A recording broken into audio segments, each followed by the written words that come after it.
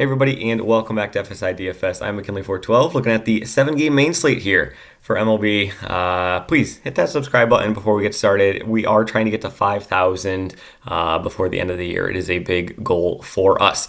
But yeah, so let's just dive into the pitching, and honestly, it's ugly. It's nothing that you're going to get super excited about. Best pitchers aren't in the greatest of matchups, and then it's just kind of everybody else is just there. I do think that there is one pitcher who's going to be a little bit more owned, just given the matchup and the salary, but we will get there when we get there. So Snell, Gallen, really the only two guys in the high tier. They're the only two guys priced above 9K. I do put Gallen over Snell. Snell's got just a really brutal matchup going up against the Dodgers on the road. And Snell, he brings the upside. Like, yes, he's capable of giving you 8 to 12 strikeouts every single start. But he's also capable of walking 5 guys. And the Dodgers are not a team that you want to be getting, loose with your control, just with the amount of talent that is on that lineup. So Snell, I do have him ranked a little bit below Gallen just because he can be a little wild at times. Gallen, he's coming off an amazing game against Chicago, full complete game, no earned runs, 44 DK points. But he did go 107 pitches. He's been north of 100 pitches numerous times this season, in the low hundreds. I think 107 might be his high. 110 in that one. And he struggled against Detroit the next game. But yeah, anyways, I think that Gallen is going to be over Snell. I think that he can bring just as much upside that Snell can bring. Mets, they don't strike a whole lot as a team, but neither do the Dodgers. But still, Snell or Gallen over Snell for me. If you want to argue Snell over Gallen, I would listen to it. Again, it's a gross pitching slate. I'm not super excited about really anything. Pepiot, 8.9K, going up against San Diego. He's been solid. He's been able to give, a solid 15 plus DK points every single start. 2 of them came against Miami, 1 against Cleveland. So he hasn't faced like murderer's row by any means. But now he's facing San Diego. So, that's not really, it should be a scary team, but they just can't seem to get it together. The one thing that with Pepiot that we do have to be paying attention to is the pitch count. He doesn't really seem to be going north of mid 80s, which is a little bit concerning. He went 7 innings pitched last time out, and he was on fire. Only allowed 1 hit, no walks. Yeah, he got lucky with the BABIP and everything, but still, even with him dominating Miami, they decided to pull him after 84 pitches. So that is one thing that you do have to be paying attention to if you are going with Pepiot. Kikuchi, just a brutal matchup going up against Texas. Just brutal match. He's one guy that we've targeted in these videos numerous times, especially recently. But Texas is just a different animal, so I have a little bit of concern with that. Montgomery just facing off against Toronto. Toronto just doesn't really strike out overall as a team. So you got that going against Montgomery. And then number 2 is Toronto is just full of right-handed bats. So they're going to be able to, maximize the platoon splits and everything against him. So I really don't have much interest in Montgomery. He's kind of in the no interest category for me. Brown, I think this is a guy that is going to be the quote unquote chalk, if there is chalk. I think, in cash games, he has to be your SP1. I don't think that there's really much else around it just because, the matchup and the price tag. With a gross pitching slate like this, you're going to be wanting to save some salary for your bats. So Brown at 8.2K, he's going to be very affordable. He's going to allow you to get those bats. He's not had the greatest of months. I'll be the first one to admit that. But I think all things considered, especially in cash, Brown's probably going to be your SP1 that you're going to be turning towards. Clevenger, I do have some interest in him. This is more so a upside standpoint facing off against Kansas City. Excuse me. He does not really bring you much of a floor at all. His floor is literally 0 from slate to slate. But it's a great matchup going up against Kansas City. And I wonder if he's played them. Nice division matchup. He's only played them once.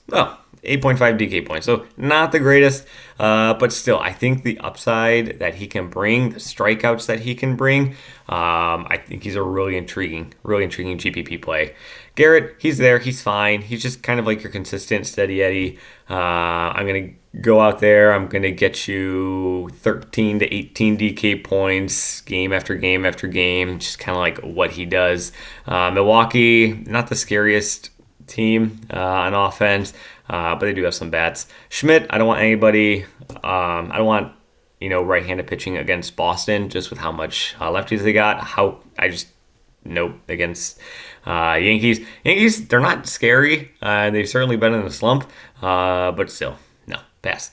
Blackburn, nope against Houston. Lucchesi, this is probably the only other interest that I would have down here in the low tier. This is more so strikeout upside than anything else. When we're looking back to like previous years, like he's only pitched 6 games this season.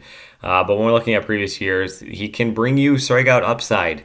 However, he also provides you with no floor, and Arizona can be quite a scary offense. So looking at the sheet here, I do have Gallen over Snell in this high tier. Brown, I think, is going to be the most popular guy. Pepiot, he's good for giving you 15 to 20 DK points, and it's just a pitch count I'm a little bit worried about. Lucchesi, it's really looking for that high strikeout ceiling game from him than anything else. So that's kind of where the pitching is. In terms of the bats, Houston, Boston, Toronto, those are like the big 3. I really like Boston. I already talked about it, how like they just have so many left-handed bats that can get to Schmidt that I have quite a bit of interest in them. Houston, I'm facing off against Blackburn and Oakland. Pricing, it's tough. I mean, they're a little bit more affordable than I feel like they once were, but still, it's really difficult, especially with like such bad pitching. Let's just throw in Brown. Let's just see. I haven't done any builds yet. Let's just kind of see. We'll go Gallen and Brown.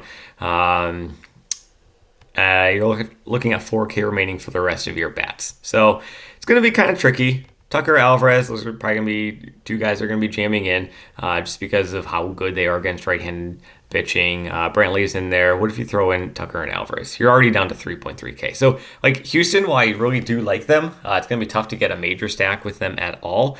So you're probably going to have to mini stack them if you are going in that route. Boston is much more affordable.